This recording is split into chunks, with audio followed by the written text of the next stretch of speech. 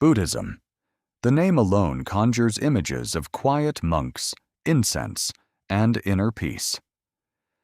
What most people don't realize is that this is one of the oldest surviving religions on the planet, born roughly 2,500 years ago on the Indian subcontinent.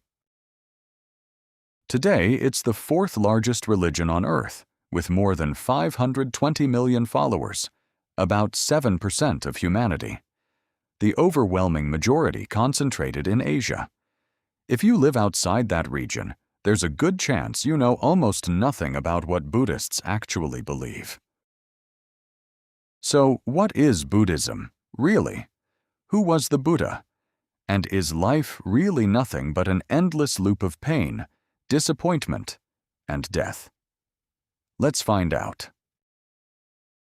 To understand Buddhism, we first have to travel back 2,500 years to what is now Nepal, where a prince named Siddhartha Gautama was born around 480 BCE. Siddhartha's father was a powerful ruler. A prophecy claimed the boy would grow up to become a spiritual teacher instead of taking the throne, and that terrified the king.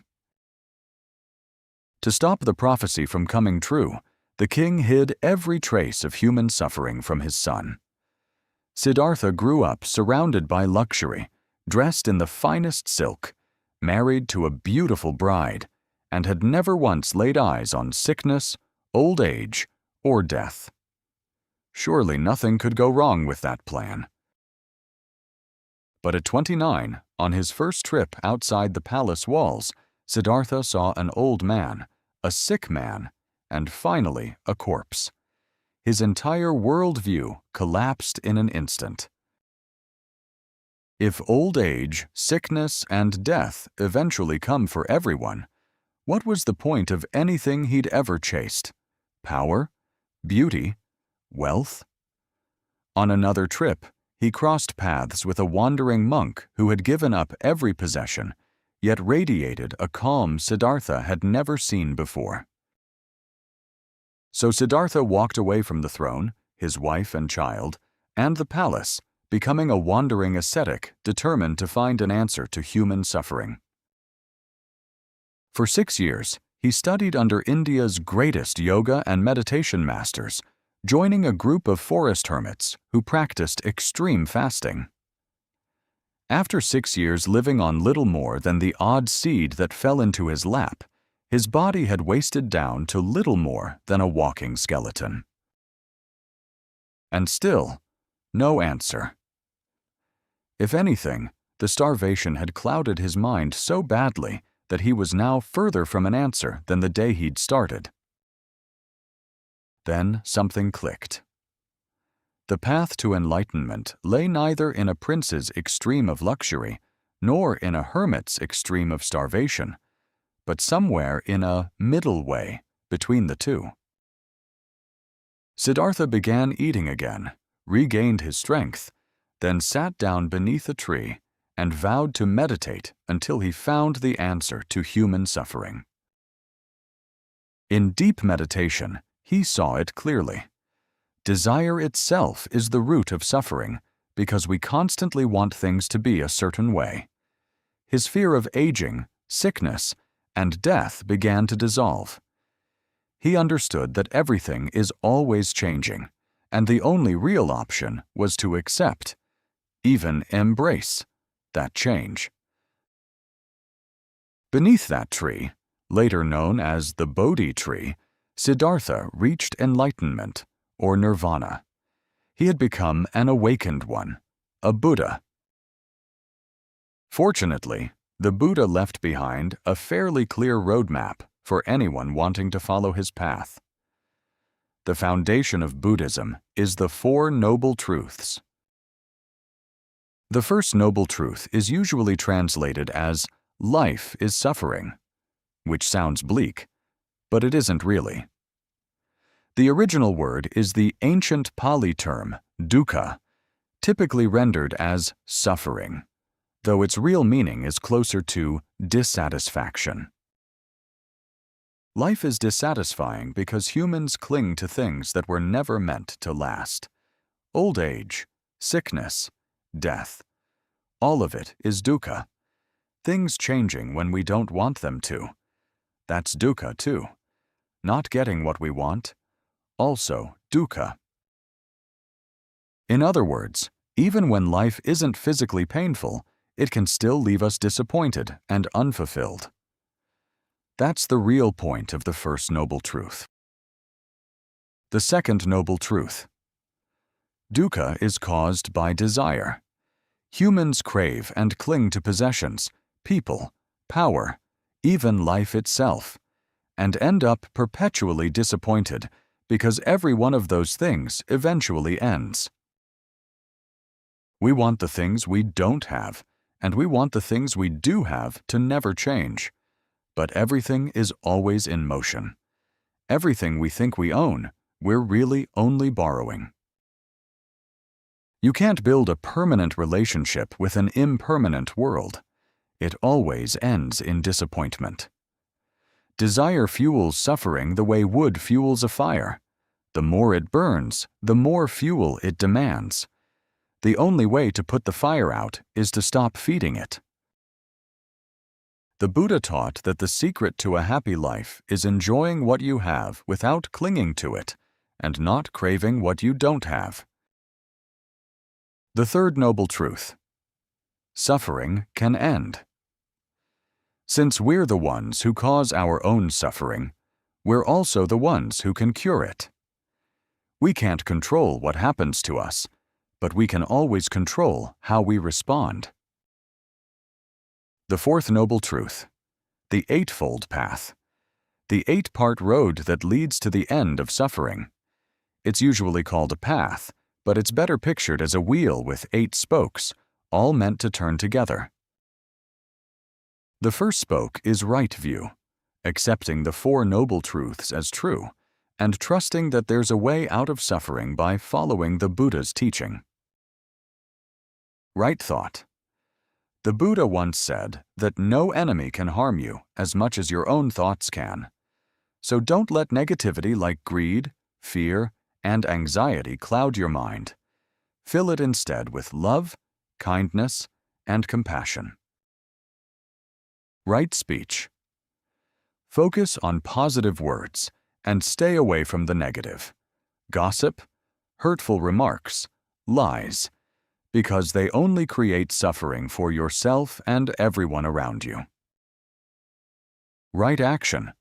The Buddha taught non-violence. Instead of harming others, cultivate boundless love for all living things. Good action means answering anger with love and evil with good. Right livelihood. Avoid work tied to killing, weapons, exploitation of any kind, or harm to animals. But livelihood here isn't just a job title. It's also being an honest, kind parent, friend, and partner in everyday life. The last 3 spokes belong to meditation. Right effort builds on right thought, actively nurturing good thoughts while pushing out the bad ones, the way a gardener waters the flowers and pulls the weeds. Right mindfulness means paying bare attention to each present moment, without judging or labeling it, without letting distracting thoughts pull you out of the now. If you're eating, actually eat. Don't let some old memory or worry hijack the moment. Right. Concentration is the ability to focus the mind on a single point while meditating. The breath, a thought, without distraction, so you can see clearly into the real nature of your own mind and cut off desire before it even takes root. Each of these 8 spokes carries far more depth than we have time for here, but the core idea stays the same.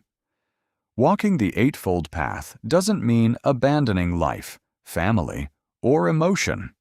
It means realizing happiness never comes from clinging to the world, but from clearing out desire and filling that space with joy and compassion. Alongside the 4 noble truths and the Eightfold Path sits another core concept. Karma, an ancient Sanskrit word for action, but more precisely, action that carries consequence. Every good or bad action sets off a chain reaction that eventually circles back, in this life or the next. Buddhists tend to treat karma less like a judgmental system of reward and punishment, and more like a natural law, similar to gravity. Whatever seed you plant is the fruit you'll eventually get. Karma shapes life's circumstances, but it's not a fixed destiny. At every moment, a person can still choose to change and improve their own life. And with karma, intention is everything. Accidentally causing harm is nothing like doing it deliberately, out of hatred. Buddhists believe we live inside a beginningless, endless cycle of birth, suffering, and death, called samsara. When one life ends, karma carries that stream of existence into a new body, with no memory of what came before. When the Buddha reached enlightenment, he escaped that cycle for good. Nirvana isn't a place, and it isn't heaven. It's a state of mind. After his awakening, the Buddha went on living in this world for another 45 years. Nirvana literally means blowing out the fire of desire. Once you stop clinging to me and mine, and instead fill yourself with compassion for everything, you stop generating new karma, and you stop being reborn. Anyone, in theory, can reach nirvana with the right effort. For the rest of his 45 years, the Buddha walked the Indian subcontinent teaching others, until he died at the age of 80. After his death, his community of monks, the Sangha, carried his teaching, the Dharma, far beyond India and across Asia. Buddhism gradually faded in its own homeland, India, but took firm root across East and Southeast Asia. Here's the striking part. The Buddha's teachings were never meant as rigid commandments. There's no punishing God if you don't follow them, because Buddhism has no single, supreme God at its center. There are gods in the Buddhist cosmology, but even they're stuck in the same cycle as everyone else. And with enough good karma, you could theoretically be reborn as one. The Buddha's teaching works more like a map than a rulebook. Take what fits your own life circumstances and apply it in your own way. It's exactly that flexibility that gave rise to dozens of different schools of Buddhism today, though most fall under two major branches, Theravada and Mahayana. Theravada, the school of the elders, is the oldest surviving branch. For Theravada Buddhists, textual study sits at the very center of practice. They rely on a body of texts called the suttas, tracing back almost to the Buddha's own oral teachings, written in the ancient Pali language, hence the Pali canon. Overall, Theravada tends to involve fewer rituals than other branches and treats the Buddha as a distinctly human figure, the sole Buddha of this era, who left behind his Dharma and Sangha to help others toward enlightenment. Theravada is dominant in Sri Lanka, Myanmar, Thailand, Cambodia, and Laos.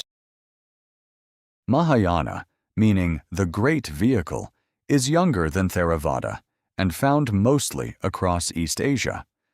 Unlike Theravada's reliance on the Pali canon alone, Mahayana embraces a much wider body of scriptures and teachings.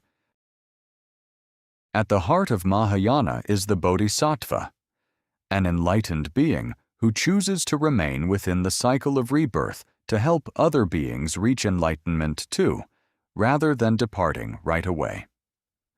Mahayana Buddhists believe you can call on bodhisattvas, other Buddhas, and holy beings for help in daily life, much the way people in other religions pray to saints.